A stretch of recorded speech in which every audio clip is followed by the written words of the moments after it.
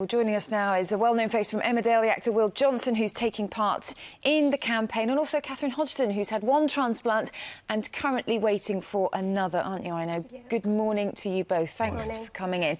And look, we saw there Ria's story, Will, and it's, you know, talking about the transplant difficulties, and in particular with ethnic minority groups, where she's saying, you know, her options are so limited. Yeah, I mean, I think that one of the problems is creating an awareness within the community about how important it is to actually be, you know, on the register.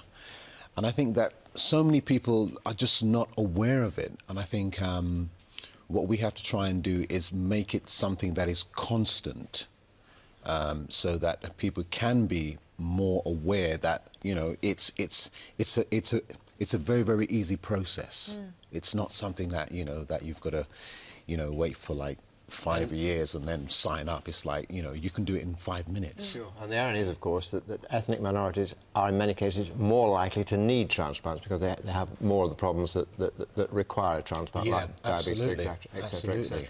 You know, but as soon as somebody, you know, passes away, there is still this myth that the body is so sacred that you can't do anything to it, and what people have to realise is that once you've passed away, you've passed away, and your organs can help to save someone somewhere down the line. Saved you? Yeah, it did. Very close call it was, Very close.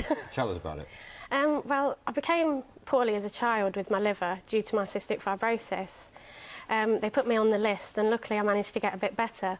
Then at 17 it all went downhill really. Had a stage where the toxins built up and I lost a period of 24 hours that I can't remember at all. And you were told you had 1 week to live, yeah, unless a donor could be found. Yeah, after the transplant, basically I was backwards and forwards between Nottingham and Birmingham hospitals. Was in Birmingham and got the call, and spoke to my surgeon after the transplant and basically said to him, so what was it like? And he said it was more difficult to get the old one out than to put the new one in.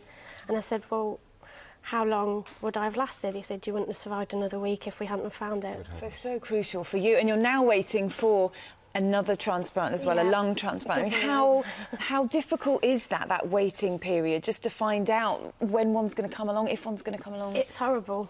It's just like everything's on pause, because you can't do anything, you can't go anywhere. Just in case you get that call, every unknown phone call that pops up on your phone, it's just like, is it them ringing? And you're just waiting and waiting. And I say, I've been waiting 18 months now. So the real plea today as part of the Transplant Week is the fact that, you know, a lot of people who may wish to donate perhaps haven't told their friends or family, but how important it is for them to make sure that you know, that need, that requirement that they have is known by everybody. So yeah, the difference it can make. Yeah, they need to get it out there, that we need more people to sign up, and they need to let everyone know that they're a donor.